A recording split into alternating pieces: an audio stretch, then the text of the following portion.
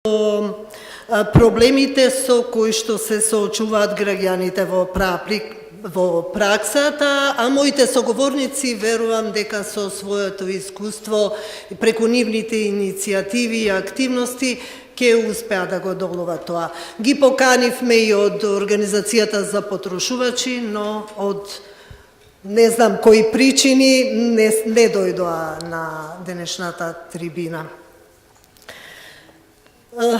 Многу голем процент, најмалку 49% имале по еден правен проблем во последните 3 години, покажува истражувањето. Зошто е така? Еве да почнеме со Јасмина едно општо прашање. Вака, прво добар ден, ви благодарам на поканата на Фондацијата Отворено општество, што денеска ми овозможи да се обратам кон вас присутните и кон оние кои што во моментот се приклучени во живо не следат во однос на дебатата и прашањата кои што се обидуваме да ги одговориме ние денеска. Меѓу другото е како граѓаните да си ги решат своите потрошувачки проблеми, кои што изнесува висок процент од 49%. Во тој поглед би сакала да се надоврзам малку и со претходниот панел, бидејќи некои од прашањата или пак одговорите ги дадоа и претходните дискутанти. Меѓу другото, Артан Садику се осврна на формално правната рамка и на политичкиот систем, нивната синергија.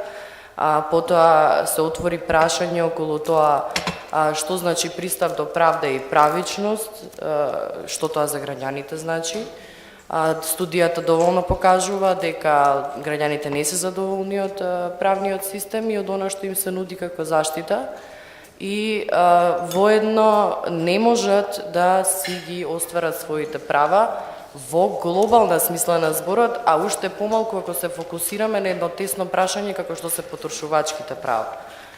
Моето лично мислење во однос на тоа е дека системот потврлува во целост. Значи, во Република Македонија, која што се декларира како социјална држава, преку уставот на државата, воедно и како парламентарна демократија, она што може да го видиме во оваа студија, но и мноштво други кои што претходно излегле, е дека воопшто немаме ние во практична смисла на зборот практицирање на парламентарна демократија.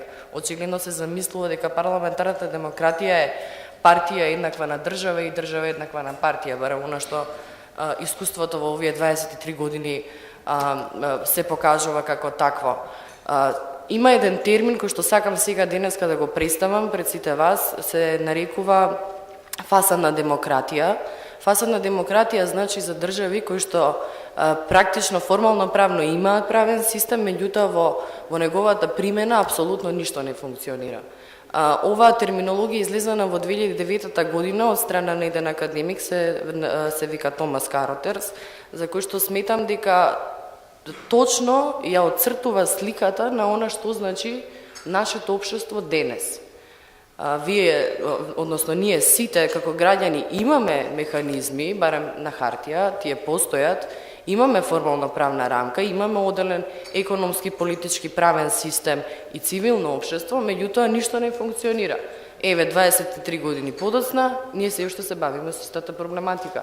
Дали е од прашање на социјалата, дали е од прашање на економската сигурност, од економската стабилност на државата, која што е комплетно депривирана, и понатаму како граѓаните во сета таа ситуација треба да се снајдат. Па добивате одговори, слушнавме и тука, дека би требало граѓаните да знаат како да се борат за своите права, наспроти она кое што е постулат на парламентарната демократија е токму државата да ги обезбеди правата на граѓаните, затоа што се и да ги едуцира. Апсолутно, затоа што тие се сметаат за неуки странки. Не можете вие, ако граѓанинот е неука странка, да му кажете поради тоа што не знае како да пристигне до своето право да го оствари, дека тука завршува проблемот. Кому му одговара таквиот однос, да речеме? Апсолутно на оној кој што во моментот е во извршна власт, независно за која политичка партија станува збор. Затоа што до оној момент додека граѓаните молчат и вие не им давате насоки како, или пак се заземете за нив да го постигнат одреденото право, за каков систем ние тогаш зборуваме? Да, токму така, тој формално правно постои, меѓутоа бирократијата, од друга страна јавната администрација нас ни покажува дека не постои. Односно, ако јас се обратам до било која институција, јас треба да поднесам куп документи и треба да поминам низ мноштво процедури за кои што претходно нормално не сум запознаена, па одам во една до друга. Апсолутно се согласувам со тоа дека ќе се откажам и на наредниот проблем ќе ми текне на претходното искуство и поднатаму нормално нема да очекувам дека ќе го добијам моето право, уште помалку мојот одговор секако ќе биде како и овие испитаници дека не верувам во системот, затоа што не може ништо друго поинаку да се очекува, нели? Во однос на потрошувачките права ги разгледува вчера малку извештаите на Европската Унија, кои што ни кажуваат токму дека во потрошувачките права е направен мал прогрес, ти го нарекуваат moderate прогрес, да речем еден културен збор за да не ви кажат колку сте лоши во тој дел.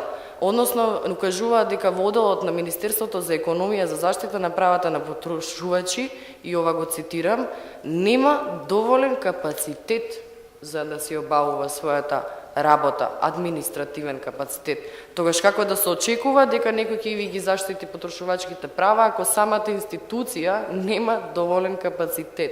Дали тоа значи во однос на човечки ресурси, материјални и така натаму, независно, тоа ви кажува само дека тоа тело, и ако постои, дека не функционира. Ако не функционира, тогаш се поставува прашањето зошто па никој не превземал ништо околу тоа да се реши.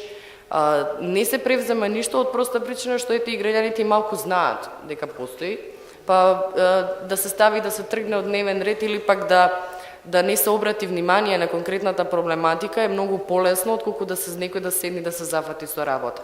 За да се решат сите проблеми, особено во државата во однос на потрошувачките проблеми, а повеќе би рекла пристапот до економски и социјални права и уште повеќе економска сигурност и социјална сигурност, треба сериозна реформа на целиот систем.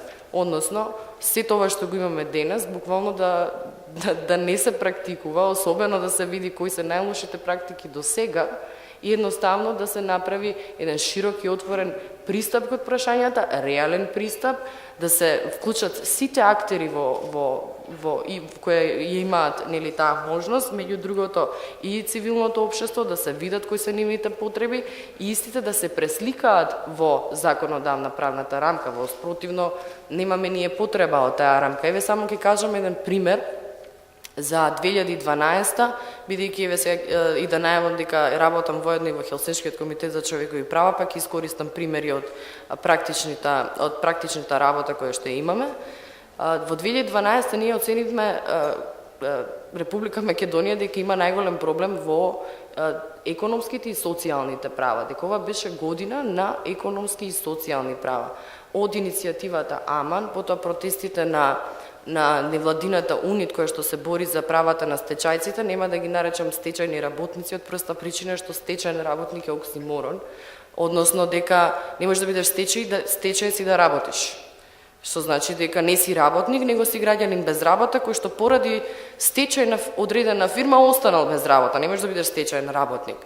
Во тој поглед, за нивните права, потоа беа ремонт, може се сеќавате на тој протест на вработените во железница, потоа доаѓа штрајкот на лекарите, кој што исто така потегна прашања во однос на работничките права и колективните договори, и имавме и ОХИС, и тоа исто така многу битно, па тука и синдикатот може ќе сака сега да реплицира во оваа дебата, затоа што синдикатот токму во случаите на ОХИС и на ремонт и штрајкот на лекарите воопшто не превзема ништо.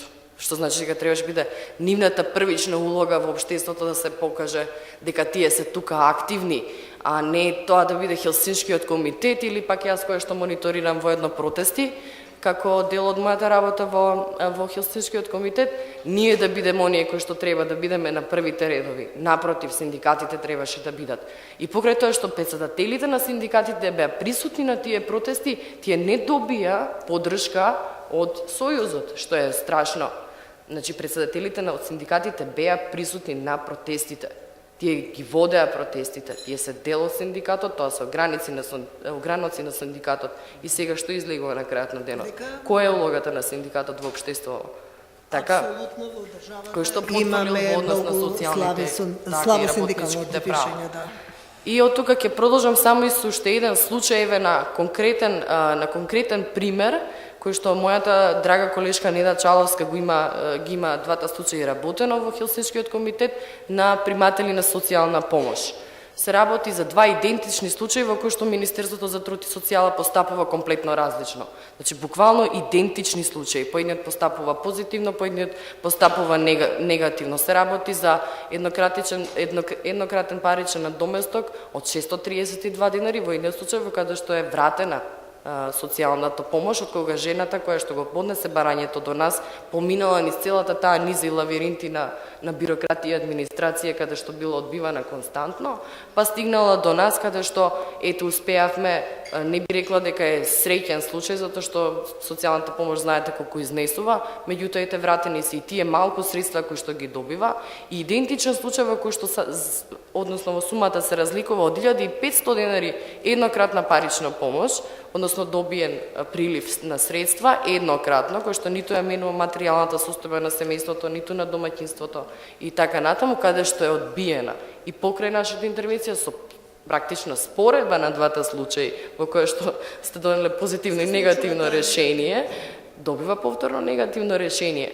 Тука потврла системот. И системот не може да се брани затоа што граѓаните не си ги познаваат своите права, да не си ги познаваат, токму затоа постои држава, затоа постои систем, спротивно што ќе ни е системот, ако секој од нас треба точно да знае каде и кога да се обрати или кога ќе се обрати, да биде третиран на начин што не доликува да му се повредува и достоинството и животот на човекот, само затоа што така е представена сликата дека тоа е државата, тоа е системот. Не, државата мора да има проактивна улога во целата. Како да се направи тоа? Кои мерки, кои активности? Ништо, да почнеме од нула. Да почне таа бирократската администрација, да почне. нешто? Тоа треба да се откаже од видете, ако имате вие потреба од повеќе од 2 до 3 документи за да поднесете за било што да добиете, значи вие веќе од старт имате проблем. Ако треба да отидете до минимум 2 до 3 до институции, ви имате проблем. Тоа значи дека институциите не се поврзани помеѓу себе со никаков систем. Ако ве препраќаат цело време, значи што е тешко Министерство за правда да се обрати до Министерство за внатрешни или обратно и така натаму за да се реши конкретно прашање. Зашто мора странката да биде таа која што треба да оди и да чека, нели, и со тоа да трае со месеци за да оствари некое свое право. Каде е проактивната улога на државата? Каде е токму тоа Министерство, диречна странката, вие седете дома, удобно, го имаме вашиот, ние ќе завршиме се, ќе ви известиме по пошта, еве, за да не трошите пари, затоа што јонака имате 2000 денари во вашиот паричник и сигурно ги потрошивте на автобуси денеска одење, ни сите институции за само да ги поднесете документите, ама ќе се вратите за 3 до 6 до година дена и не знам колку месеци, повторно ќе поминете уште еден круг за да ве одбиеме или пак евентуално да го остварите вашето право. Значи тука настанува една цела ние во системот имаме на цела палета на проблеми, од правниот систем до политичкиот, до економскиот и нивната синергија и комуникација. Политичкиот го штити економскиот интересите во оној момент кога доаѓа во позиција да може да го користи и да го штити. Еве ќе отворам едно друго прашање, тоа е прашањето на пример за топлинската енергија која што беше многу актуелно последниве години и се уште е, веќе 2 години зборуваме за регулаторната комисија за енергетика и незината работа, каде што извршната власт тврди дека комисијата е значи самостојно тело кое што совршено работи и така натаму, од друга страна ги гледаме сите недоследности, па од друга страна и критики према регулаторната комисија, кои што се добиени еве во извештаите, тие се транспарентни на Европската комисија, може да ги прочитате, каде што точно се потенцира дека ниту методологијата, ниту самата комисија има административни капацитети да се носи со процесот на либерализација на пазарот на струја, на топлинска и на друг вид на енергија, односно струја, вода и така натаму, се она што спаѓа во јавни услуги за граѓаните да плаќаат пониски цени, би требало да биде либерализиран пазарот. За да го либерализирате пазарот, ви е потребно да имате административен капацитет тоа да го направите. И една од улогите на ова комисија или ова тело кое што треба да е независно е пред се да ги штити правата на потрошувачите. А ние од она што гледаме, меѓу другото и како и бројните прашања што да правиме со сметките кои што ни пристигаат, а не користиме топлинска енергија, да, е дека ќе влезе во заштита токму на оној кој што го наметнува ова правило дека мора да се плаќаат сметки, но не разгледува опции како тоа да не се прави понатаму. Значи, се става во функција на монополот кој што е поставен на пазарот, не го либерализира во меѓувреме и тоа трае во континуитет, па да ние да дојдеме до позиција каде што, еве и тука е присутен и господинот Стамен Филипов, може ќе ви каже нешто повеќе за неговата борба со топлификација во однос на поднесување на иницијативи до Уставниот суд, кој што беше прифатена само во дело дека не мора да ги прашувате нели сите станари во вашиот колективен стамен објект, дали да се исклучувате или не, меѓутоа во однос на тоа дали ќе плаќате символична сума на контоплификација, од тоа останува да. Зошто? Затоа што проблемот е донесен и е јасен преку законот за домување, а не преку законот за енергетика. Односно, законодавецот точно знаел каде да го смести ова правило и како да го оправда однапред, иако свесно знаеки дека тоа ќе донесе негативни импликации за потрошувачките права на граѓаните, односно облигација која што навистина нема логика, меѓутоа правно и правите логика преку тоа што ве сместува во еден колектив во однос на стамбеното домување. И имам уште мноштво прашања кои што би можеле понатаму да се отворат, меѓутоа еве ќе оставам Джелјо сега да, ако сака малку да поразговараме за... Па ќе се вратиме. Јас сакам да се надоврзам околу организацијата за потрошувачи. Значи, фрапантно е тоа што таа организација не функционира, не ги штити правата на потрошувачите. Правам една паралела со Организацијата за потрошувачи во Србија, каде што иако е финансирана од државата и е во склоп на Министерството за земјоделие, тие функционираат, реагираат и така натаму, и така натаму. Джелјо, иницијативата, граѓанската иницијатива 8 септември се залага за минимален достоинствен приход за социјално загрозените семејства. Се залагате владата да ги преземе сметките за струја на социјално загрозените семејства, ослободување од партиципација во здравството, бесплатен јавен превоз, сместување на учениците и студентите и така натаму. Кои активности треба да бидат превземени конкретно за да може оваа замисла, која што сега звучи како идеализам во нашето општество, нели да се доближи до крајната цел?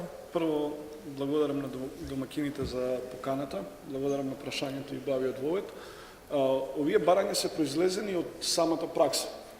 Значи, во Македонија денеска е некако најскапа работа вие да барате некаква правда. Ако видите вие во истражувањето, 49% од испитаниците имаат некаков правен проблем, а само 2/3 од нив тргнале во решавањето на тој проблем. 1/3 уште во старт се откажала во решавање на еден таков проблем. Тоа покажува дека 1/3 у старт или нема доверба, или нема некакви можности да го реши проблемот. Еве, принцип, во нашата иницијатива се занимава со социјалните прашања, како еден социјален случај може да ги плати сите тие судски трошоци и да проба еден долг период да трча по судови за да си ја искористи правдата. И на крај да добие пресудата, таа многу често, ако е во спор со државата и со државните институции, воопшто не се спроведе, или треба еден огромен долг период да се спроведе самата пресуда.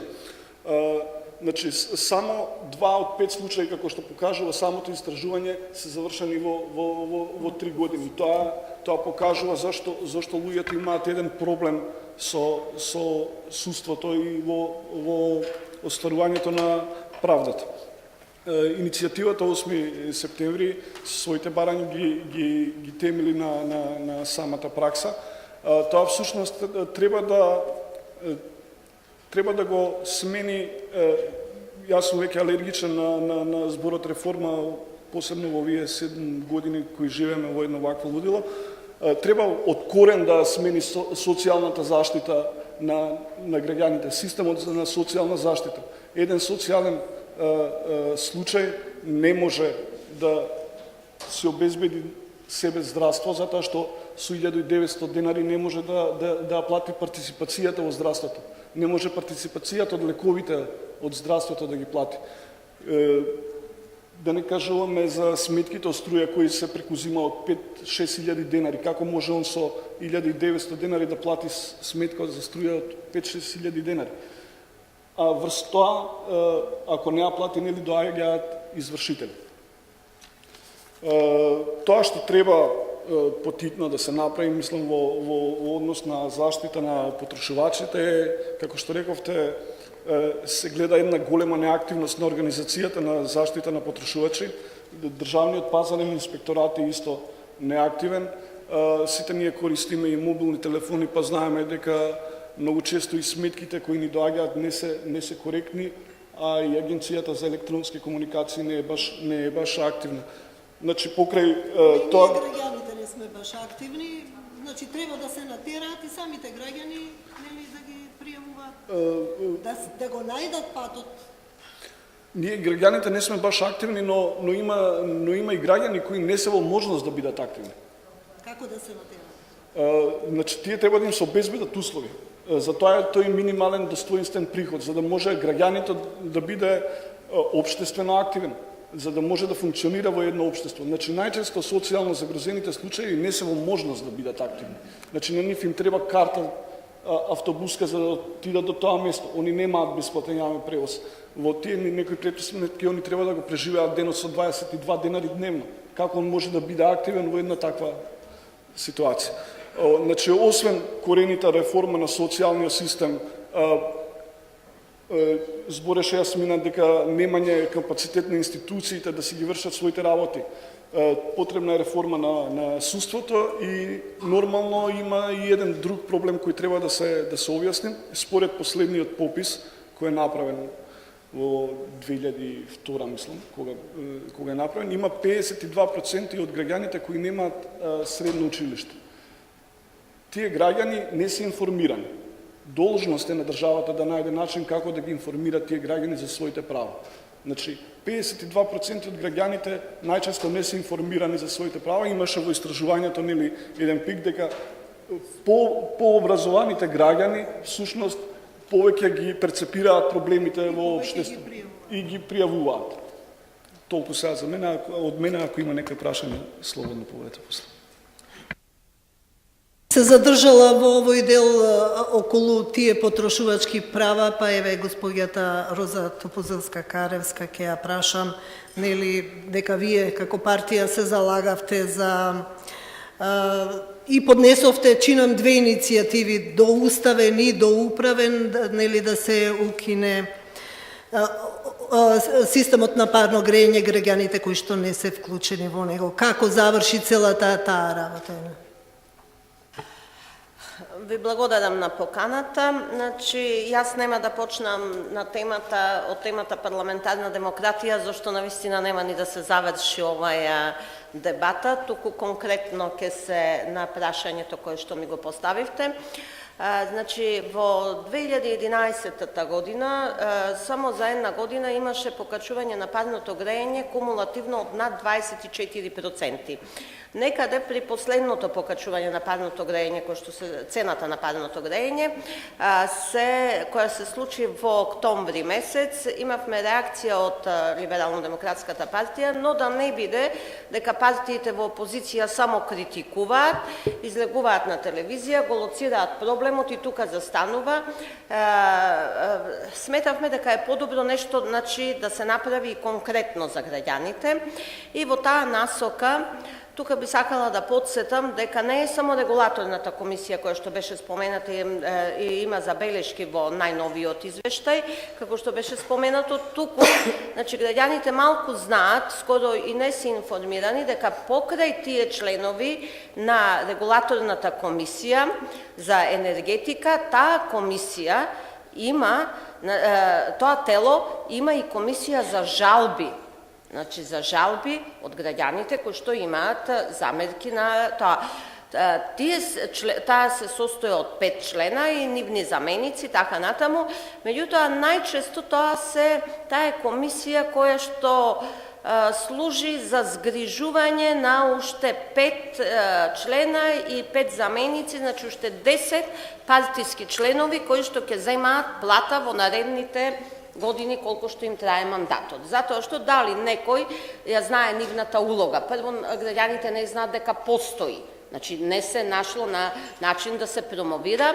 Сите 5 члена се избрани во Собранието на Република Македонија и тие ги бира парламентарното мнозинство кое што во тоа време го сочинуваат партиите. Значи, говорам општо. Значи, за изминативе 20 на години.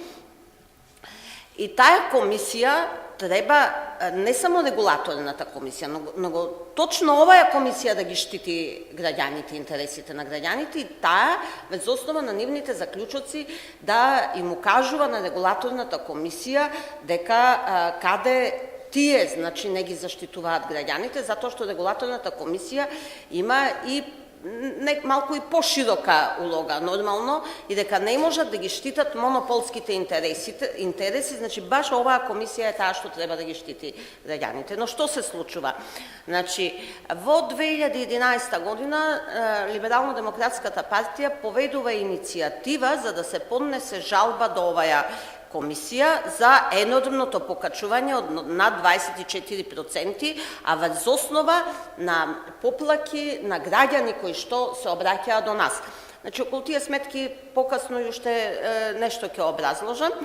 И за да не биде иницијативата само, еве, да не се толкова, значи, под наводници партиски, ние направивме на иницијатива да собереме подписи од граѓани, односно не подписи, него да ги поштедиме граѓаните од давачки и с оглед на ова што беше споменато дека многу и не знаат како треба да се напише таа жалба, ние ги напишавме жалбите со помош на правник, да бидат тие правно издржани и застанавме на повеќе пунктови во Скопје и граѓаните требаше само да дојдат да ги потпишат. И само за неколку дена, не сакавме тоа да трае долго, да ги малтретираме граѓаните, беше студено време, успеавме да собереме над 1200 жалби и заедно со нашата жалба ги поднесовме до Комисијата за жалби при регулаторна комисијата за енергетика. Што се случи? Прво чекавме долго време да добиеме одговор, потоа добивме одговор дека жалбите на граѓаните се неосновани, без некое образложение и дека ако не сме задоволни да се обратиме до управниот суд, што ние и тоа го направивме. Значи, потоа да не ги малтретираме граѓаните, тоа го презеде нашата партија и се обративме до Уставниот суд. Одговорот од Уставниот суд го добивме до Управниот суд, го добивме после година дена, кој што исто така беше, значи, во насока дека за тоа постои регулаторна комисија, тоа не е во нивни ингеренции и да не ви објаснувам се, да не го читам тука, затоа што ќе видите колку што се не може да содржи еден таков одговор. Тоа беше првиот дел, значи, и како што сите знаеме, сметките си останаа тие што се, граѓаните си продолжија да плаќаат сметки кои што се многу високи и се базираат на ова што овде како имате во истражувањето спорни. И зошто велам спорни? Затоа што не е тоа колку потрошил граѓанинот, туку се мери, еден мерач има во еден стамбен објект и потоа потрошената енергија се дели на сите станови во насока на квадратурата, значи на станот, што е едно нелогично и јас мислам дека од она што го правев тогаш како истражување, Македонија е меѓу ретките земји каде што така се наплатува. Веќе сите земји си го имаат решено проблемот, затоа што прво новите градби се со наместо вертикална, хоризонтално парно грејење, систем за парно грејење и пред секој стан има се мери колку потрошува. Ако го нема тоа, тогаш се поставуваат калориметри кои што мерат на секој радиатор.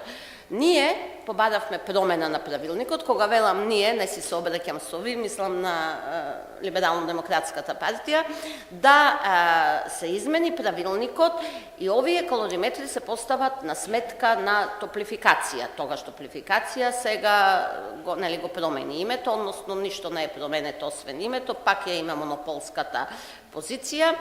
Меѓутоа, тоа исто не добивме одговор на тоа, граѓаните си продолжија да плаќаат и сега да биде уште, значи, пострашно или подраматично, или како да кажам за граѓаните уште пооптоварувачки, некаде во 2011, значи во 2012 во летото се носи правилникот да и граѓаните кои што си корисниците кои што на топлинската енергија кои што се исклучени од системот, дека и тие треба да плаќаат и тоа да плаќаат исто според квадратурата на станот, што мислам од каде па таа логика. Да, од каде таа логика да се плаќа за нешто што не го користиш, а при тоа да се прерачунува квадратурата на станот. Мислам дека дури кога не би било сериозно, би било и комична оваа одлука и поради тоа Либерално-демократската партија поднесе представка, иницијатива до Уставниот суд, значи ја поднесовме за преиспитување на одлуката.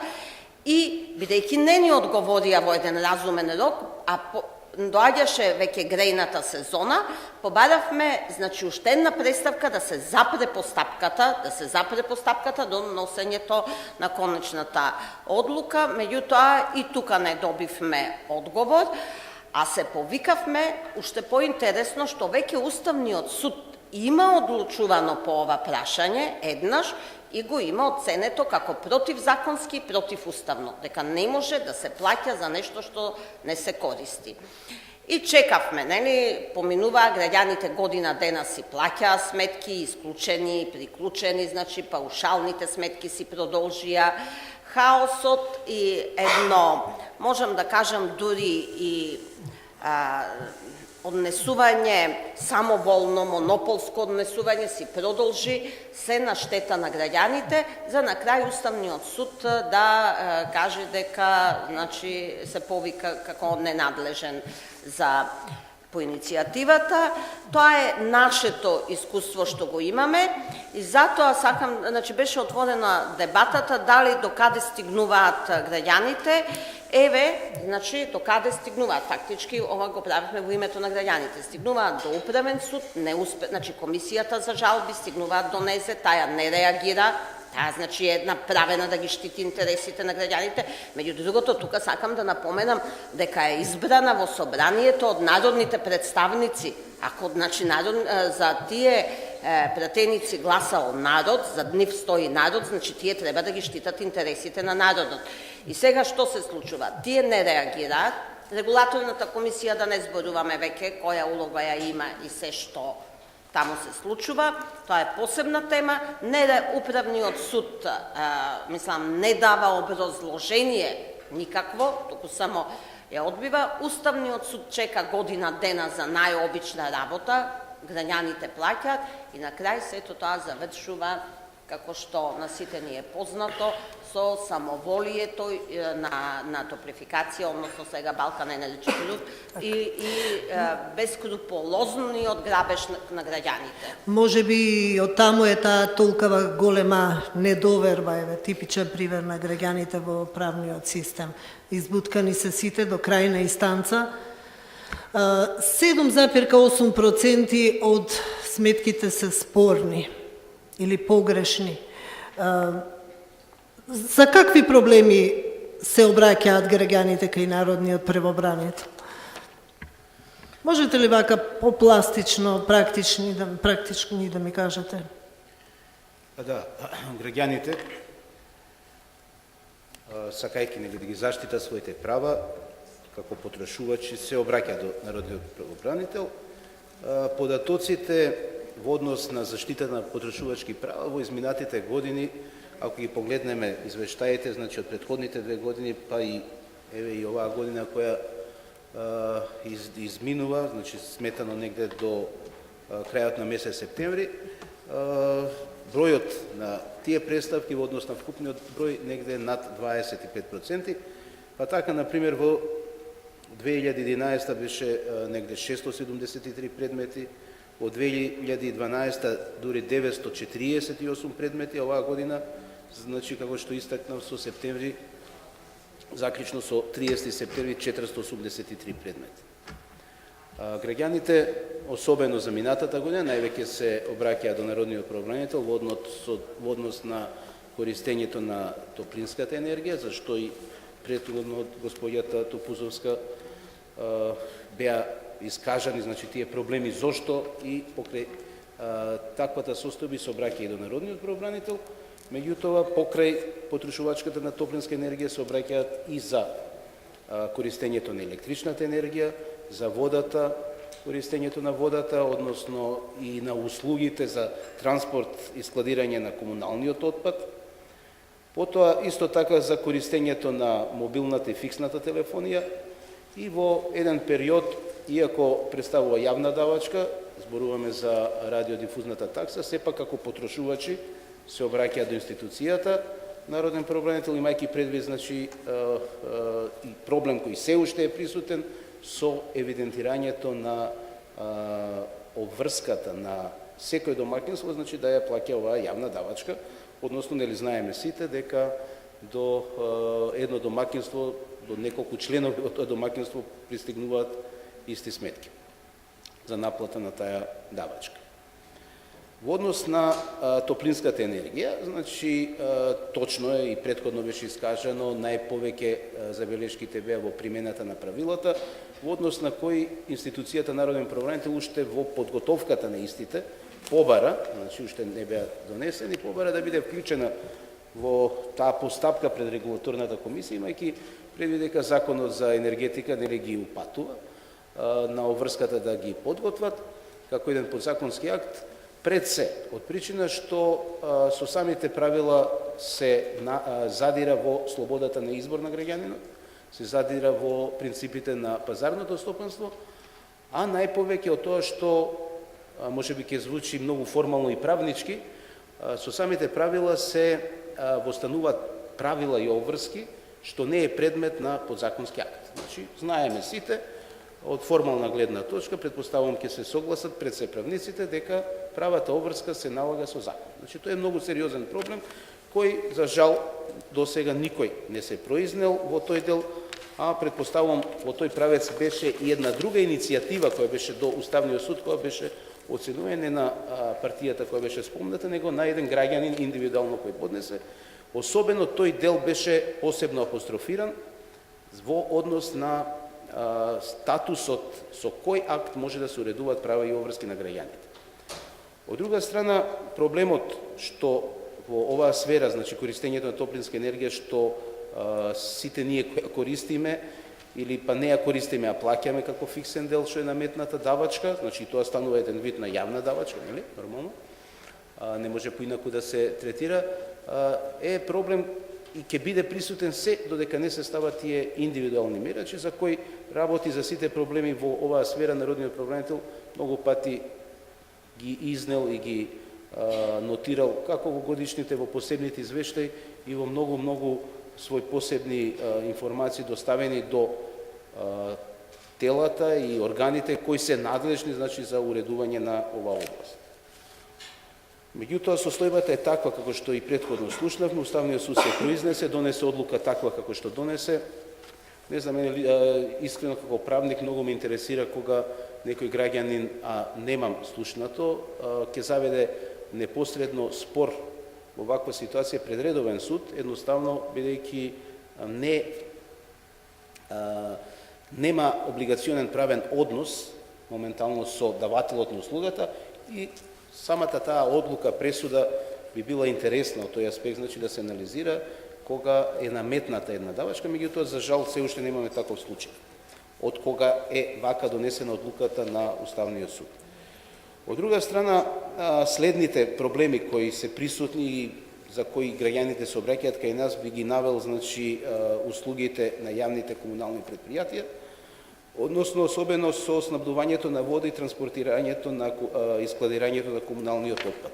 Тука имаме една појава, една ситуација која во предметите, значи кои ги работиме, кои се јавува ситуација каде што не гледаме, особено за градот Скопје, не гледаме една соработка помеѓу две предпријатија. Едното е јавното предпријатие водовод и канализација, а второто е комунална хигиена, за кои услуги од двете добиваме една сметка. Значи имаме состојба каде што наплатата на услугата на што ја вршат или потребата доаѓа во една заедничка сметка и многу често, значи имаме состојба каде што граѓаните добиваат и сметки за услуга која воопшто не ја добиле. Имавме оваа година имавме на почетокот на годината имавме поголема група на граѓани, тоа е улица Бутелска, која, значи, добивава сметки за собирање на смет, а воопшто на нивната улица, која е една од поголемите во населба Бутел, например, не е организирана можноста да се собира сметот што е обврска на самото предпријатие. Понатаму, во однос, не се толку големи предметите, мислам не се како бројка, не се предмети во однос на фиксните и мобилните телефони, што ги добиваат граѓаните за користењето на истите, меѓутоа и од тој вид се предмети застапени во институцијата Народен правобранител. И секако на крај би ги истакнал предметите од област на користењето на електричната енергија. Имено спорните сметки во делот на оваа потрошувачка, би рекол, се однесуваат пред се од наплатата на уличното осветлување. Немал број е на граѓани кои се обраќаат до институцијата, каде во своите сметки го добиваат и таа давачка, а на самата улица, да речеме, не функционира воопшто улично осветлување. Потоа, во однос на цените на самата електрична енергија и тарифниот систем кој постои во однос на пресметувањето на корисниците, многу често се предмет, значи, на поплаки од граѓаните кои доаѓаат до институцијата Народен правобранител.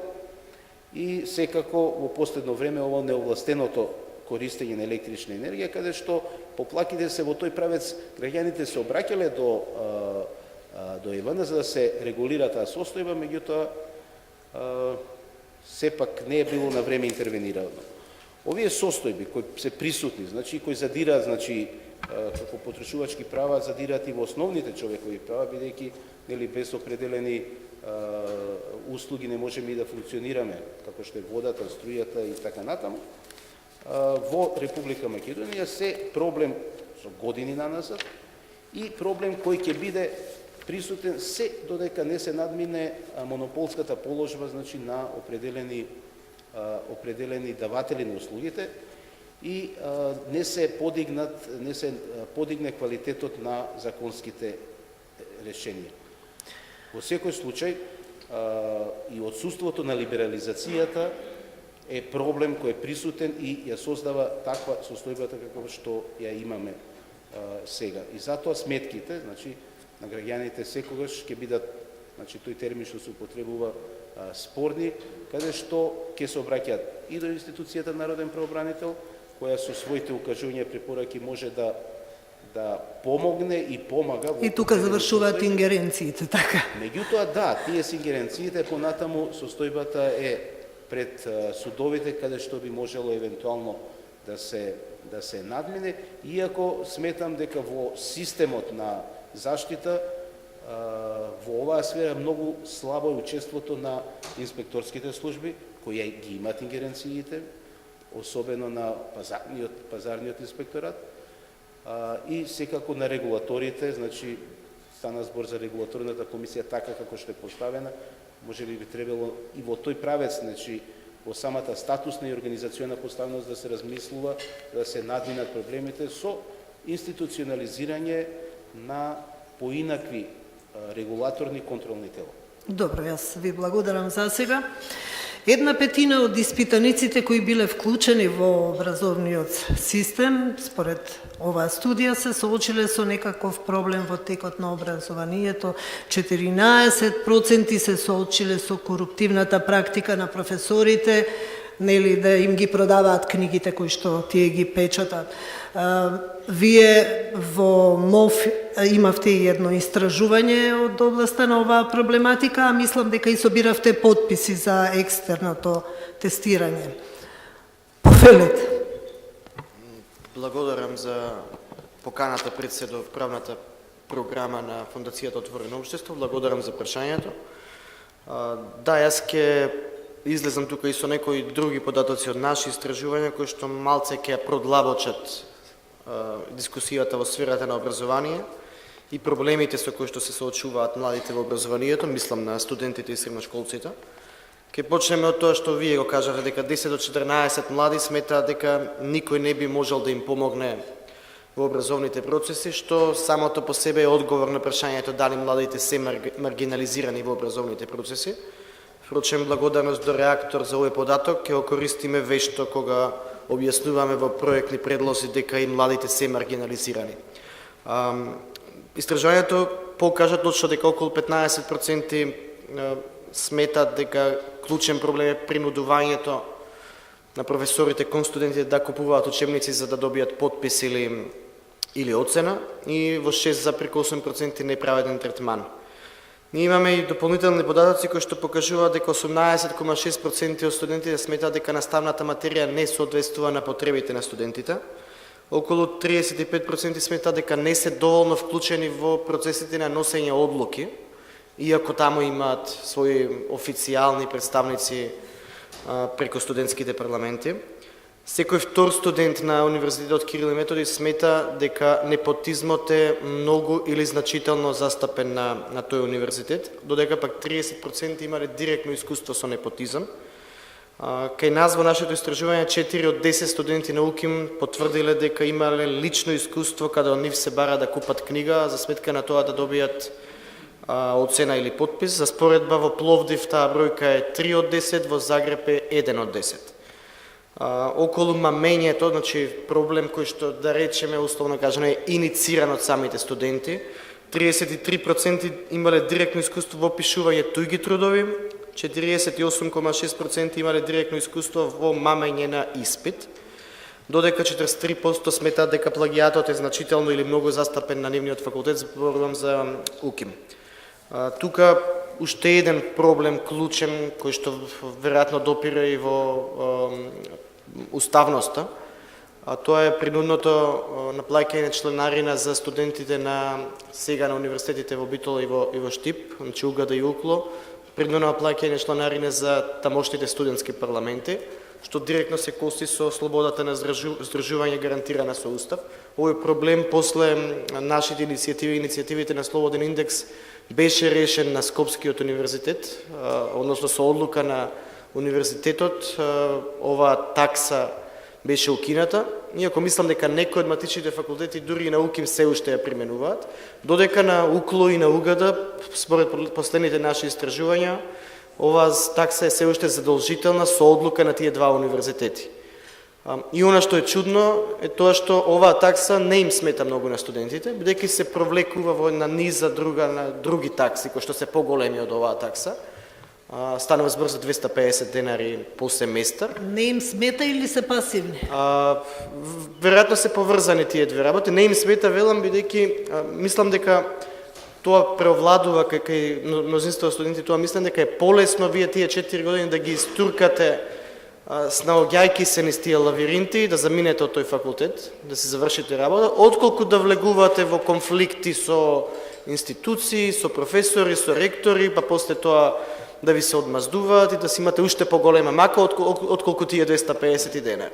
Сега пробувам да предпоставам зошто постои таа неактивност, иако пак подолу ќе одам со други податоци кои што веројатно објаснуваат подобро зошто студентите не се активни и зошто не се охрабруваат да реагираат.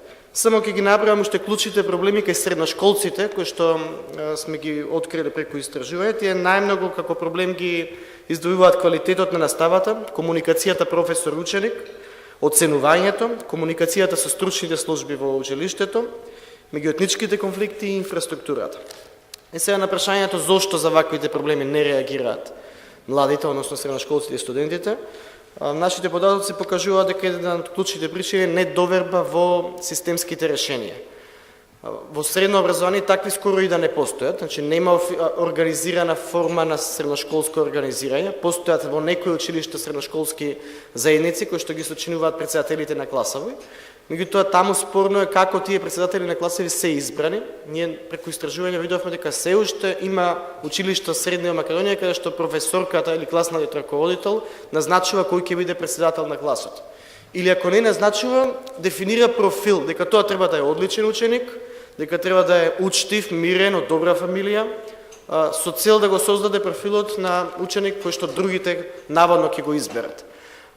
Не постои унија на средношколци, односно порано постојат две, унија на средношколци и средношколска унија, едната на ВМРО, другата на СДС, ама барем работеа нешто. Сега и тие не постојат, нема официјална форма на средношколско организирање и дополнително, согласно Законот за средно образование и статутите на средните училишта, во ниту еден орган на сите средни училишта во Македонија нема вклучено представник на средношколците.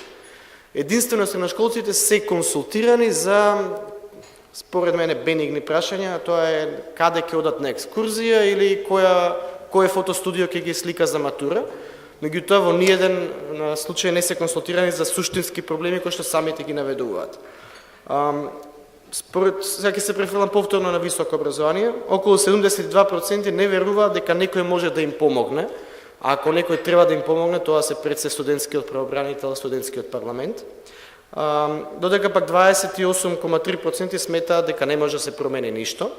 Неинформираноста тука може да се земе како фактор кој што влијае врз пасивноста, околу 30% не знаеле каде да се обратат. Има и еден друг феномен кој што јас го нарекам солидарност или толерантност, солидарност кон своите колеги или толерантност кон проблемите. Во делот на проблеми инициирани од самите студенти, 70% од студентите на УКИМ не би пријавили студент за кој знаат дека се запишал со врски, додека 75% не би пријавили студент чиј академски труд е напишан од некој друг. Во исто време, истражувањето на Реактор покажува дека 78,6% не се активни, бидејќи сметаат дека ваквите проблеми биле беззначајни. Може би од таа такса од 250 денари влегува во овој сет на проблеми за кои што студентите сметаат дека се беззначајни. Уште еден фактор кој што влијае врз пасивноста тоа е стравот. 21,4% од студентите се плашат од одмазда во случај да реагираат, додека пак средношколците се плашат да не бидат погрешно разбрани ако реагираат и тоа да им се одрази врз поведението или успехот. И последниот феномен, тоа е разочараност од неуспехот. Значи, оние кои што се обиделе да реагираат, веројатно нема да го направат тоа пак, бидејќи се разочарале од неуспехот со кој што се соочиле првиот пат.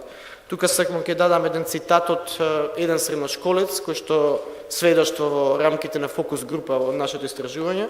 Вели, беше зима, ни го исклучија парното, немавме 2 дена парно, се собравме 6 класа и сите заедно избегавме. Добивме по 5 неоправдани. После тоа се собраа родителите и професорите, значи родителите и професорите се собрали и разговарале за тоа и ни рекоа дека сме постапиле погрешно, ако не било ладно, требало да облечеме јакни. Затоа некој и да сака нешто да направи, нема да успее во тоа. Ова ја објаснува попластичната разочараност од неуспехот. Сега, кога имате вие ваква ситуација на милион фактори кои што влијаат врз неактивноста на студентите. Веројатно ние создаваме систем во кој што оние кои што денес се студенти чекаат со наведнати глави пред студентски прашања, утре ќе бидат граѓани кои што ќе чекаат со наведнати глави пред шалтерите на институциите, најверојатно пред шалтерите на Агенцијата за вработување. Во време кога имате факултети со куп вакви проблеми, наместо да ги решавате вие проблемите на постоечките факултети, вие го зголемувате, го мултиплицирате бројот на факултети со вакви проблеми преку фамозните дисперзирани студии. И ако се запрашаме што да правиме после ова, што да направат младите, јас во моментов гледам само еден канал за помош на средношколците и студентите, а тоа се организациите кои што се бават со оваа проблематика, организациите од типот на МОВ, од типот на млади правници, на Хелсиншкиот комитет, кои што според мене треба да бидат многу побројни за да можат да обслужат што е можно повеќе млади. Ние забележавме во последно време, особено околу екстерното, но и после тоа, големен број на млади кои што не контактираат со директни проблеми кои што бараат помош. За жал за екстерното не успеавме да им помогнеме, односно исходот беше негативен, не успеавме да ја убедиме владата да го прогласи за пробно, наместо тоа си добивме владино медиумска тортура преку медиумите. Меѓутоа затоа сега внатре барем во МОВ се реорганизираме и отвораме еден така наречен деск за помош или help desk, некој вид на параправна помош за сите средношколци и студенти кои што ќе ни се обратат со цел да им го лесниме патот низ лавиринтите на образовните институции. Мислам дека тие организации кои што се поискусни и поетаблирани, веќе во нив дел младите има доверба и се повеќе се обраќаат. Дали ќе успееме да им помогнеме до крај, останува да видиме. И благодарам. Благодарам и јас. Се феномен до феномен за млади кои што утре треба да бидат движечка сила на ова општество. Стефан, очекувам коментар од тебе како младите размислуваат во овој дел дека утре треба да бидат дел од ова општество во кое што активно треба да се вклучат. Да, па мене многу ме инспирираше исто и реченицата од професор Рацевски, дали сегашните млади во иднина се способни да го направат тој исчекор кон граѓанско општество. За жал, овие податоци демотивираат. Тоа што јас сакав да говорам повеќе исто и моментот на младинските организации и понудата на младинска работа. И тука има еден лингвистички проблем за тоа што е младинска работа. Па само кратко да го објаснам тој концепт, тоа е всушност еден сет на активности кои во главном во моментот во Македонија ги нудат младински организации, кои што имаат за цел преку неформално и спонтано учење да доведат до некаков личен и професионален развој на младите. И тоа се случува во главно во младински центри, младински клубови и на некој начин е тесно поврзано со образовниот систем, но од друга страна има за цел да направи младите да се чувствуваат како дел од општеството. Нели, кога ќе се постави прашањето каде некој млад човек учи како функционира општеството во кое што живее и како треба да го исползува, тука на прв план доаѓа моментот на тоа младинско организирање, па дали тоа ќе биде преку локалната младинска работа или ќе биде преку некакви системи на репрезентација на млади, како што е локален младински совет, национален младински совет и слично, тоа се тие некои механизми кои што би требало да ги доведат младите да учествуваат. Тоа што многу ме плаши од аспект на праксата е моментот во кој што младите кои што се вклучени во тие системи се уште имаат чувство дека учествуваат во проект, а не учествуваат во систем кој е дел од целокупниот систем во кој живееме. И тука се поставува онаа прашање дали ние сме успешни. Првин ќе почнам со согледување на својот сектор од младински работници. Колку долготрајно и долгорочно се појавува добро развиена програма за работа. Имаме МОВ како пример кој работат десетина години константно на одредени програми и тоа е моментот кога се добива чувство дека ние сме дел од еден поширок систем.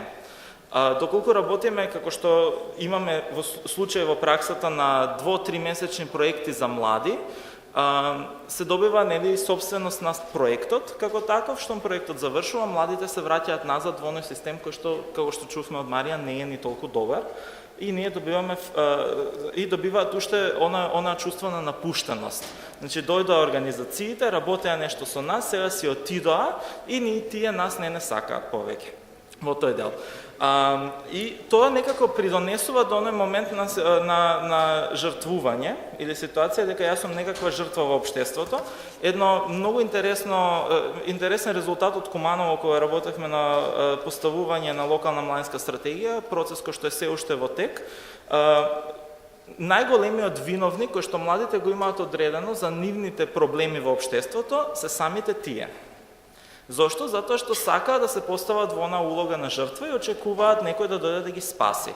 Оно што доаѓа да ги спаси, најголем дел случај е формалното образование, каде што нели се затвараат во тој круг, тога жртвата станува на некој начин просекутор или оној кој што е насилник спрема самиот систем, се затвараме во одреден круг и немаме никакво решение понатаму, односно не градиме никаква одговорност. Вториот одговорен во тој случај, некој кој што не е директно вржан со овие системи или кај младинските организации или во образованието, тоа е државата и не е јасно кој дел. Затоа што нели како млади не знаеме всушност како и функционира државата.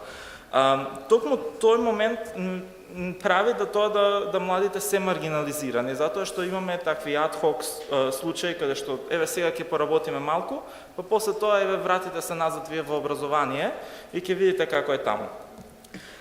Интересно е неколку практични примери за тоа како и мала иницијатива може да резултира со уште поголемо чувство на жртва. Имавме случај на средношколец од Куманово кој напишал за како изгледа еден час по физичко, кој што беше јавно подзакана од страна на директорот дека ќе биде истеран од училиштето за тоа што го напишал во весник.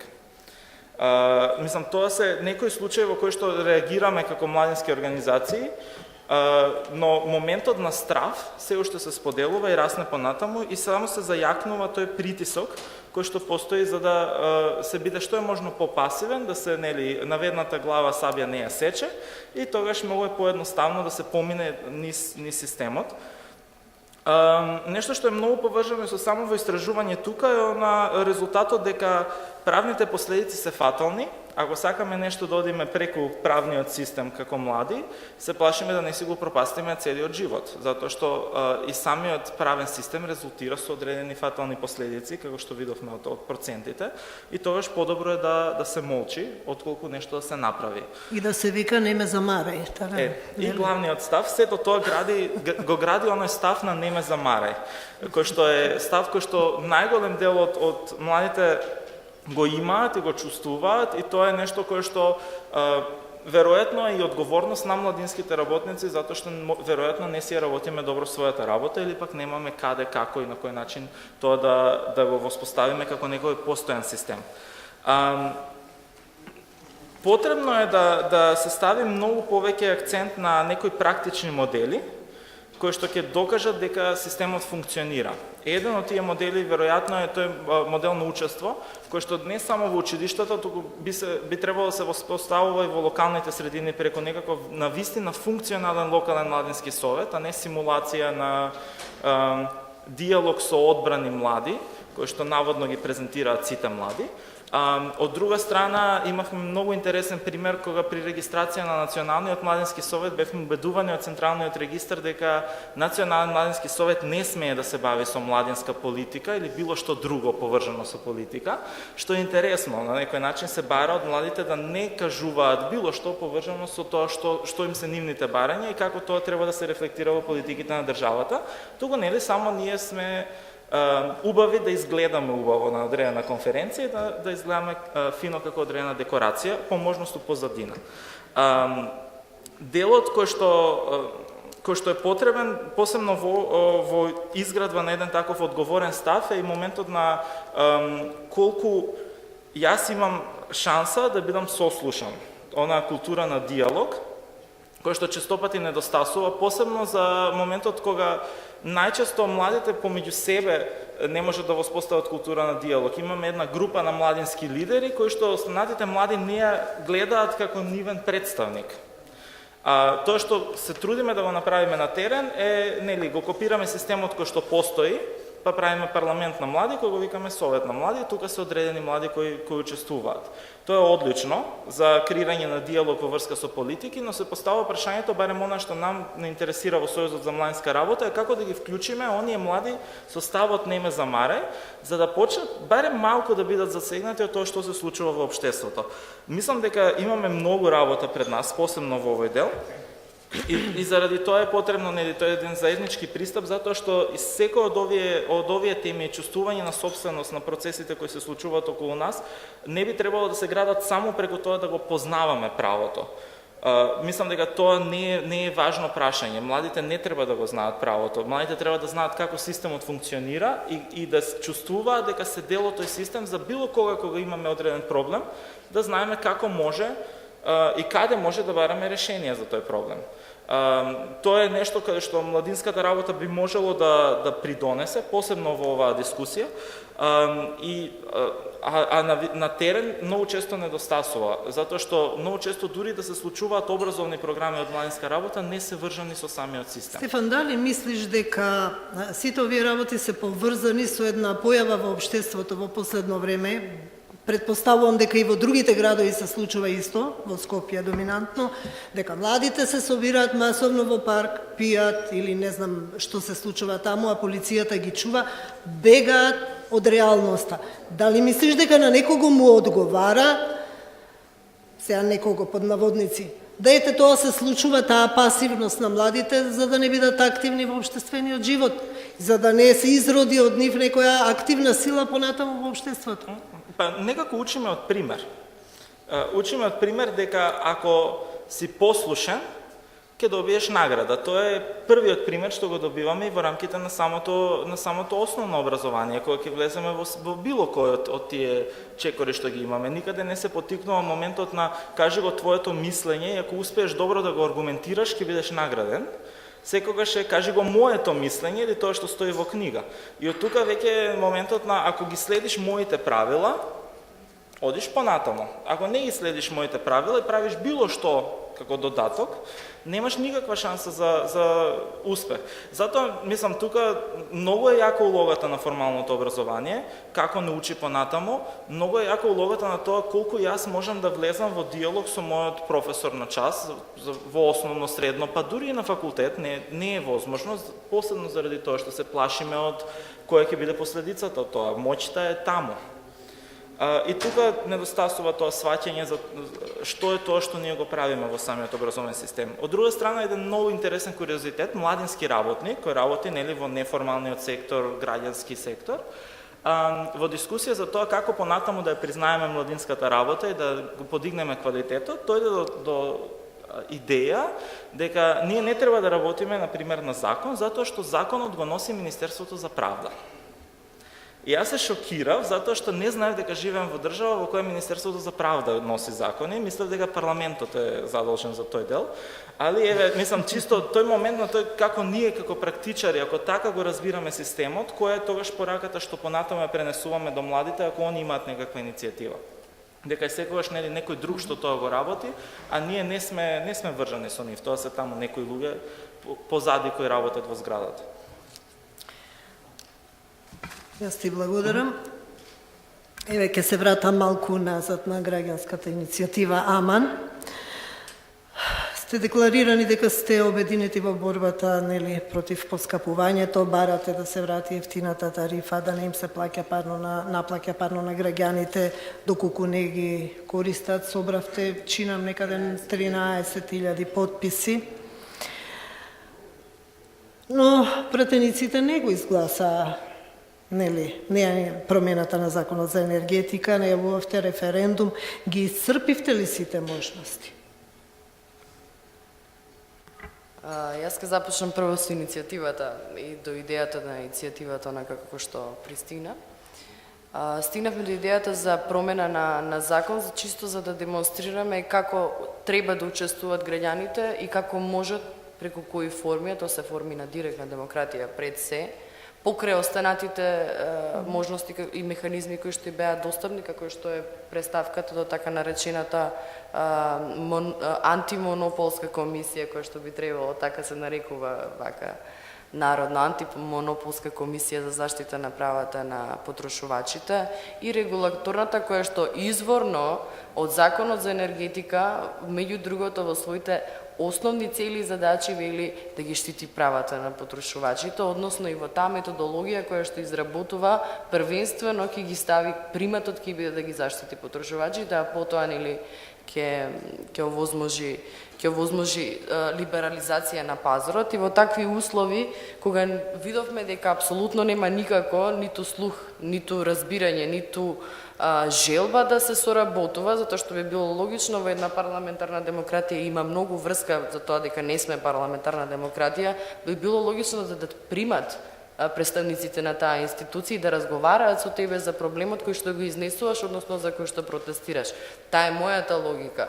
Дали е тоа Министерството за економија, дали е тоа Агенцијата за енергетика или регулаторната, наспроти тоа да бидеш доведен во ситуација да поднесеш граѓанска иницијатива, да собереш 13.000 потписи, кои што патем можам да кажам дека беше макотрпен процес, за да се соберат со сите можни правни сопки и она кое што овозможува нели системот, да не може да стигнеш до поднесување на иницијатива и конечно стигнуваш, ја остваруваш целта, влегуваш во собранието на Република Македонија, каде што се твоите изберни представници кои што ги плаќаш и каде што те третират како државен непријател број 1, како да си дошол, не знам, да им го земеш столчето, можеби, затоа што поинаку не можам да го разберам, затоа што ние таму не дискутиравме за иницијативата и како тие како представници да дадат придонес за она што сме го поднеле, ако еве и доколку сметаат дека не може да се вметне во конкретниот закон измените кои што ги баравме, да дадеа предлози, да отвореа јавна расправа, ние добивме еден батальон на државни представници од Министерството за економија, од регулаторна и така натаму, каде што еден по еден излегуваат да кажуваат колку решението кое што е предложено не е добро. И тука се заврши приказната и како ние бараме, не знам, преку Леп Погача. Така мене ми изгледаше целата ситуација, како сте се дрзнали вие да побарате ваква измена.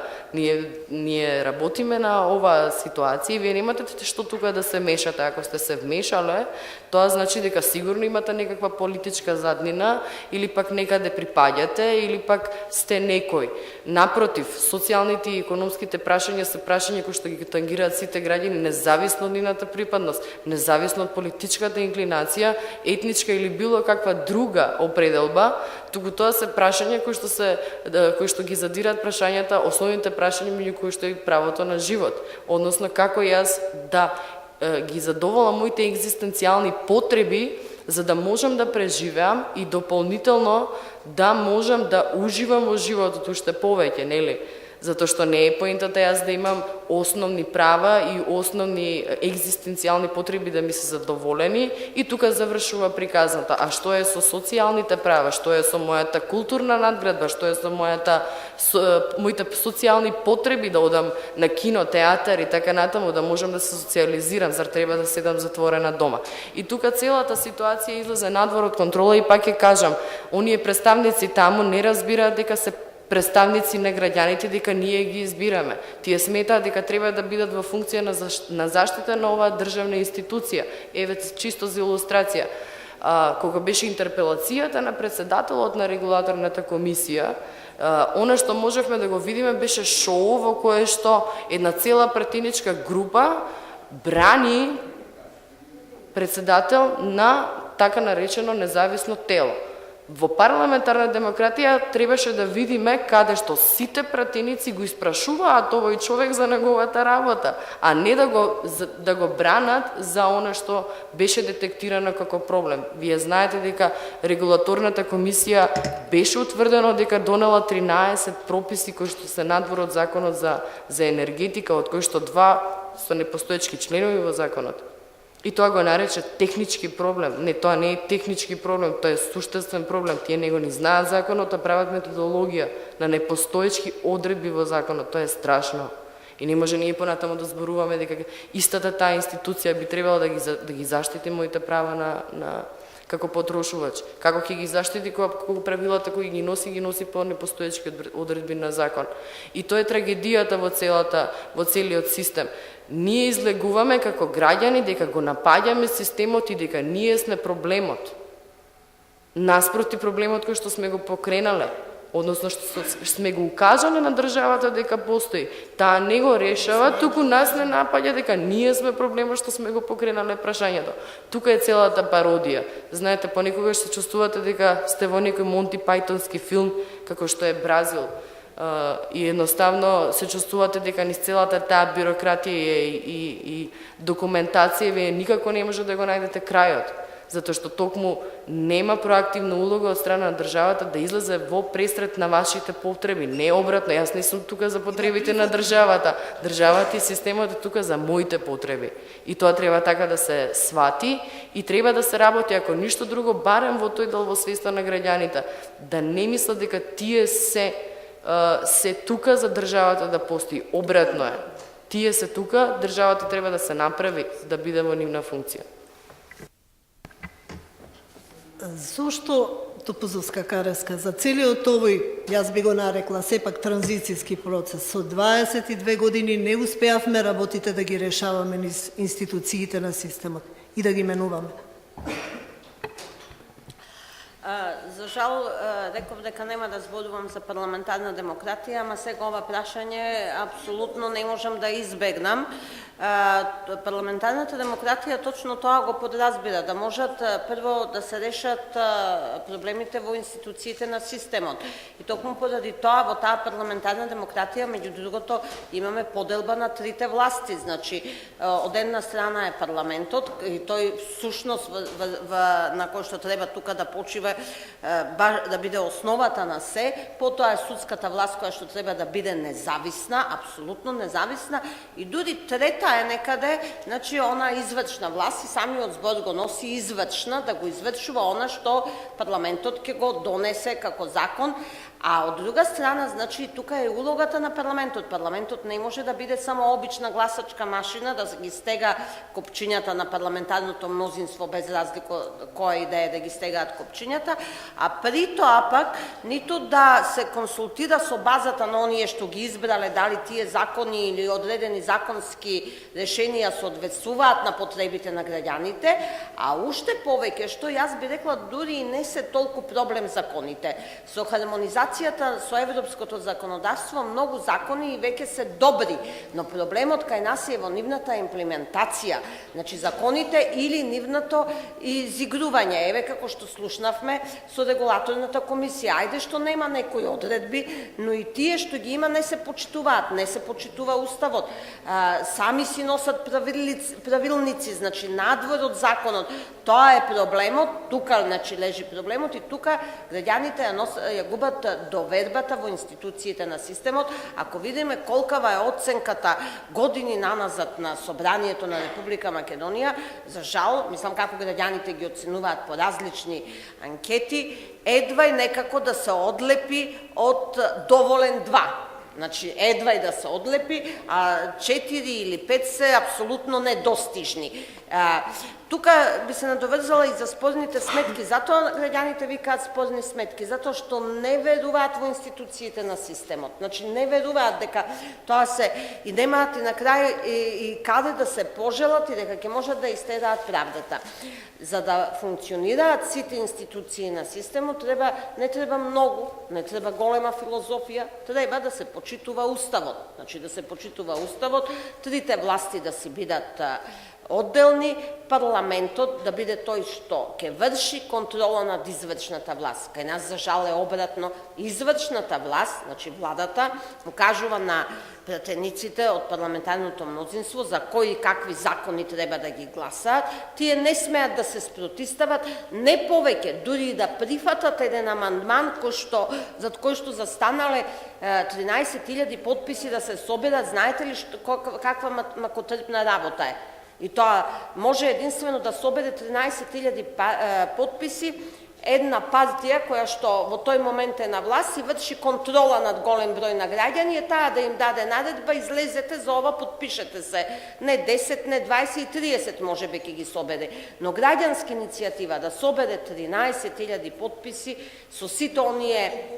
Да, и на крај на тоа да се оглуши, значи, сега ако видиме колку жители има Македонија, 13.000 е голем постоток од бројот на жителите, а пак да не зборувам за тоа колку и се во Македонија во овој момент. Значи, проблемот е токму тука, значи оглушувањето на оние кои што треба да го слушаат гласот на народот, за тоа се избрани, на крај крајва за тоа се зема плата да се седи во парламентот, тие едноставно се само една филијала на извршната власт. Кога тоа ќе профункционира кај нас, кога ќе се почитува уставот, во уставот не е напишано, мислам дека тоа е основа за понатаму да функционира. И уште само би го ајде и тука, значи, тука имаме комплетно затајување, што е со судството. Судството е апсолутно, значи, под влијание исто пак на таа извршна власт. И кога оваа иницијатива не наоѓа, значи, одговор во парламентот, понатаму и да се обратат до судот, имаме и спорни судски решенија во законот. Значи, едно е иницијативата до парламент, друго е до судот. Ке заврши исто така како што заврши. И тука доаѓа, значи, дилемата на граѓанинот е, ако не успеала една иницијатива како што беше нашата од 1200 граѓани, значи во 2 дена се подпиша, не успева иницијатива на 13.000, не успева иницијатива, имавме на стечајните работници со 30.000 луѓе што застануваат зад нив, не успева и тогаш навистина граѓаните губат доверба, а да не зборуваме пак кај младите луѓе како тоа се рефлектира и затоа може би овие за кои што се говореше младински движења кои што треба да бидат столб на општеството. Значи младите биле секогаш авангардата, младите биле најпрогресивните мисли што ги носеле и тука имаме во овој момент целосно затајување и многу мал број на луѓе кои што застануваат зад тие здружувања. Околу спорните сметки повеќе на теренот покажува една нелогичност. Луѓето кои доаѓаат да читаат струјата па некогаш не наидуваат на некого дома и паушално се ги пишуваат сметките и вас ви доаѓа сметка за струја која не сте ја потрошиле многу поголема и вие тогаш имате еден куп работа за да идете да ја исправите, па во следната сметка да можете да ја исправите цената, но секако претходно мора да платите оваа набилдана сметка и тоа е веќе почнува секојдневие. Спомнавме за телефоните околу заштитата на потрошувачите во секојдневието. Имаме милиарди исто примери. Влегувате, купувате сокот 1 литар, таму сокот не е, ако го измерите, не е 1 литар. Купувате некаков било кој друг производ, едноставно не е тоа што ви го продаваат. И всушност вие тука гледате дека комплет институциите кои треба да вршат контрола потфрлаат во сервисот кон граѓаните. И ако се надоврзе тоа на оваа приказна дека всушност кај нас е нарушена во стартот поделбата на властите и од таму доаѓа целото нарушување надоле. Може би е најдобро тоа што го спомне Јасмина, ние дека треба да рестартираме државата воопшто. 10 години постоите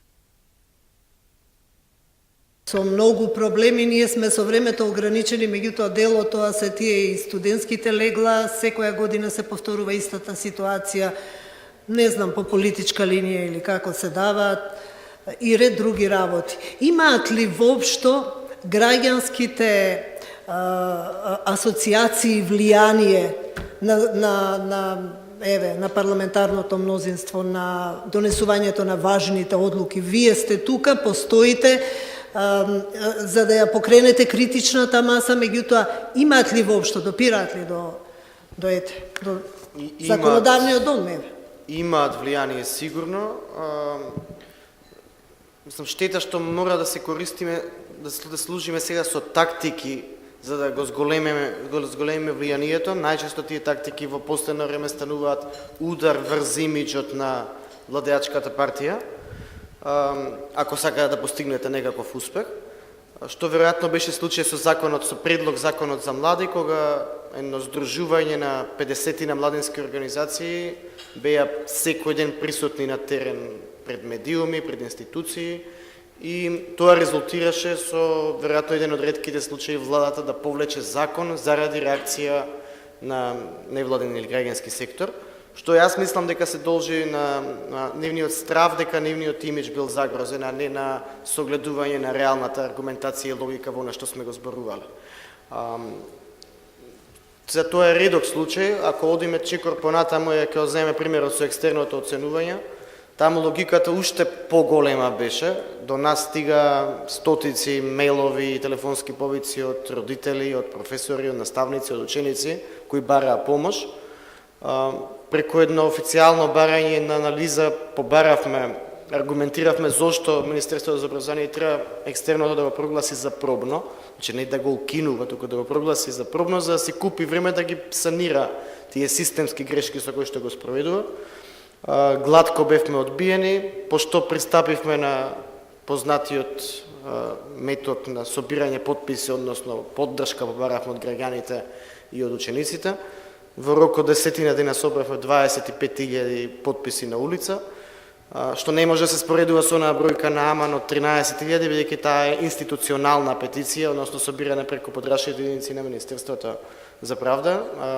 Сакам да кажам дека петицијата немала правна тежина, меѓутоа бил лоби инструмент кој што ги поддржува нашите аргументи, меѓутоа повторно на 25.000 граѓани Министерството за образование во 3 минути излегува на прес и гладко ја одбива таа иницијатива.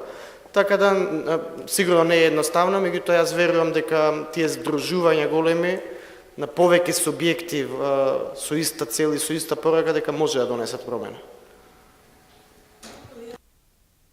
Веќе времето не гази, имаме уште многу кратко време за дискусија, ако некои 5 минути, ако сака некој да се вклучи.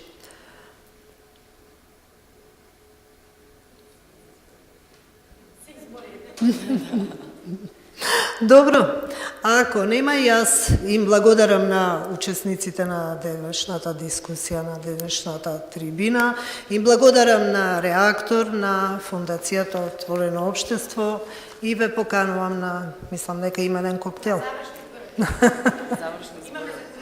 Да, се извинувам.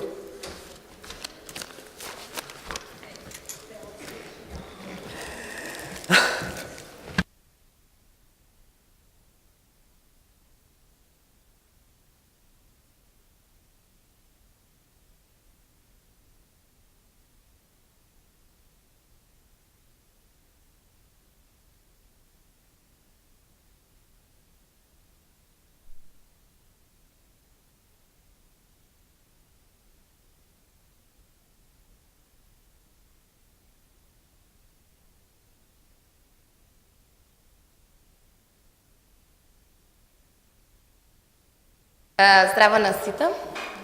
Јас ќе бидам екстремно кратка, се обидов да направам заклучоци и препораки кои што произлега од дебатата.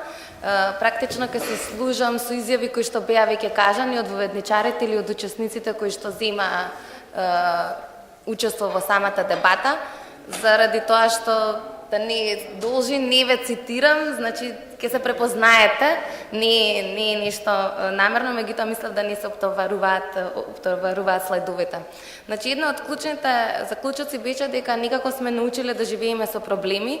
Голем е процентот на граѓани кои што се соочуваат со ваквите проблеми и се појави дилемата околу тоа дали клучот на тоа, на непрепознавање на проблемите образованието и дали треба да биде клучно зајакнување на капацитетите на индивидуата или обратната теза, дека практично институциите треба да ги знаат правата на граѓаните и да им ги обезбедат нивните права.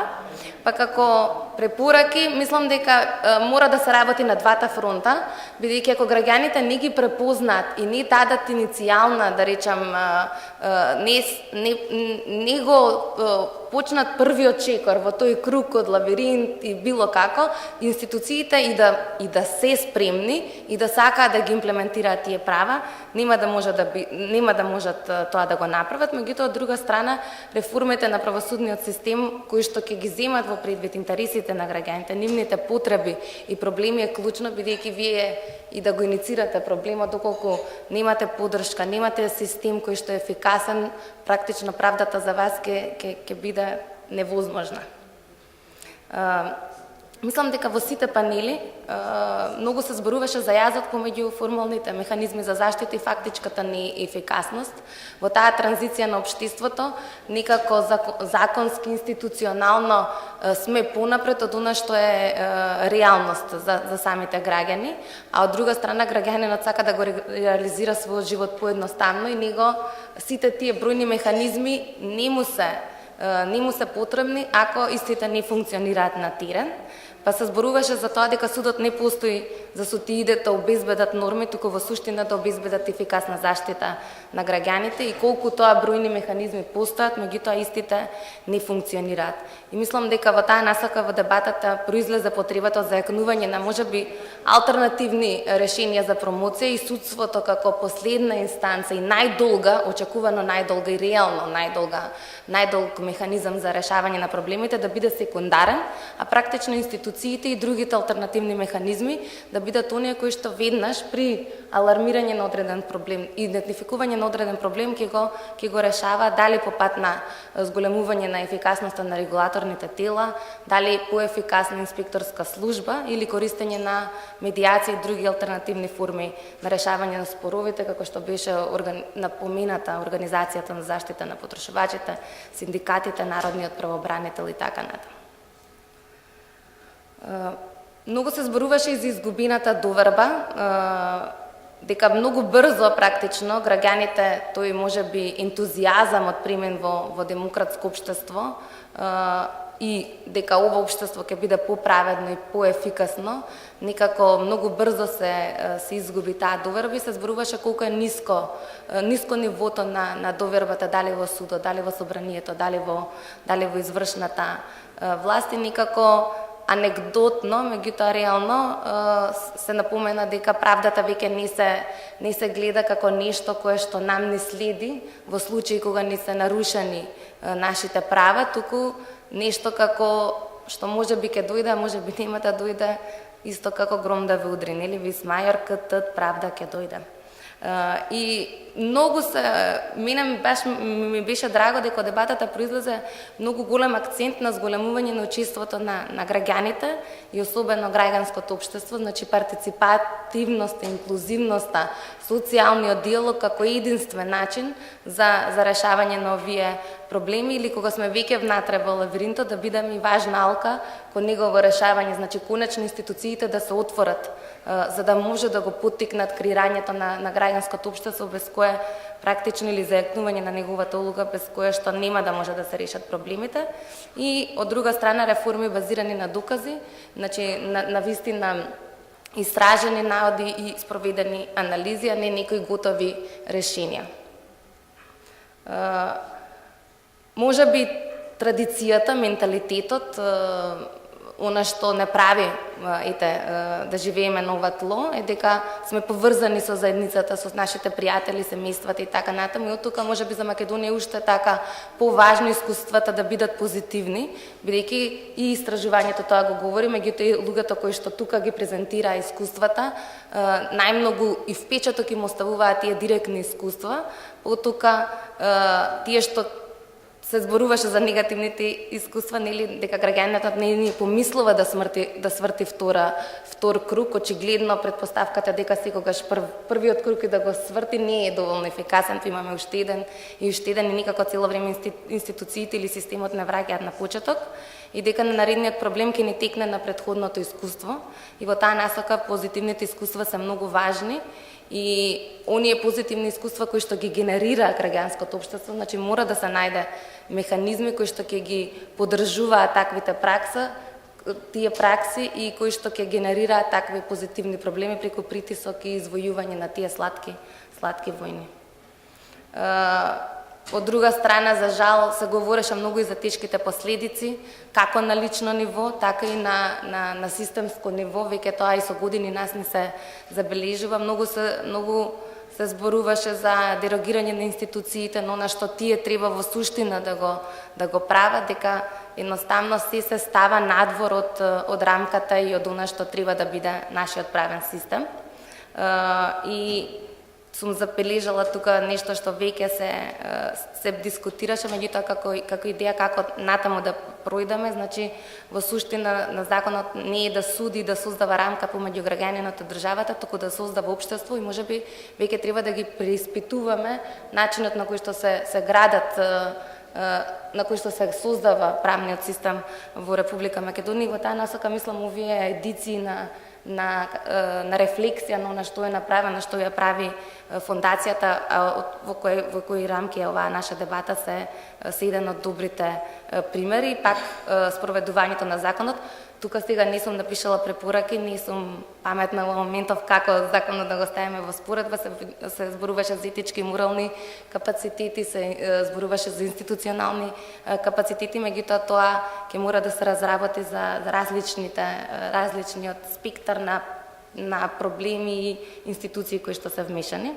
И на крај произлезе некако демократски дефицит во наше општество или не знам, јас или борба помеѓу демократијата и либерализмот, па кога имате вие иницијатива на толку голем број на граѓани, за кои што на последниот панел се зборува, да биде така лесно и брзо отфрлена од собранието, нормално се поставува прашањето дали, иако нема подобро решение, каква демократија градиме и дали треба веќе да сериозно да почнеме да размислуваме кои механизми ни се потребни да го преиспитаме ваквата состојба. Се беше спомнато дека граѓаните излегуваат проблемот, бидејќи го нападнале системот, а не се, како да кажам, пофалени, наградени, охрабрени, бидејќи на системот му потенцирале или му ставиле на видели на системски проблем кој што не таргетира голем број на граѓани, или дека младите почнуваат да се чувствуваат дека се дел од проект, нешто привремено, а не дел од системот, како клучна алка во негово создавање и идно преобразување, и дека во суштина не постои парламентарна демократија во Република Македонија со сите последици кои што оттаму произлегуваат и некако повторно се враќаме на основите на демократијата и на владењето на правото, тоа е поделбата на власта и зајакнување на парламентарната демократија и во крајна линија дека собранието мора да обезбедува согласување на различните интереси во општеството. Кај нас некако и покрај 20 години транзиција кон таа парламентарна демократија, се уште собранието е дел од мнозинска партиска коалициона политика, не на вистина институција која што ќе овозможи да се слушнат различните страни, меѓутоа и да се најде некакво заедничко решение за проблемите кои што сите ги засегаат. Јас тука немам повеќе да должам, мислам дека е доволно. Ти благодарам. Недане да е втората авторка на оваа анализа, за која што јас направив пропуст, изгледа Сабајлете и не ја споменав, не ја поздравив. Сега се извинувам за тоа. Ова во врска со собранието е дел од друга наша анализа, парламентарната контрола врз владата, која што покажува дека во суштина нашиот парламент само е извршен инструмент на она што ќе го добие од извршната власт, а не случајно ја спомнувам, иако е во контекст на заклучоците кои што ги кажа Неда, затоа што ова е 8-ма анализа од едицијата, значи ќе се трудиме и понатаму на вакви теми кои што ќе влијаат на политиките, на промена на политиките, да најдеме начин како да ги заедно со засегнатите страни да и влијаеме на власта да ги промени. Може не на оваа, може на некоја идна, бидејќи во истиот волков број колку што сте вие, беа поканети институциите да присуствуваат, но еве приметувате дека не се присутни. Ви благодарам уште еднаш за трпението и посветата на денешниот ден и на дебатата. Повелете сега на мала закуска.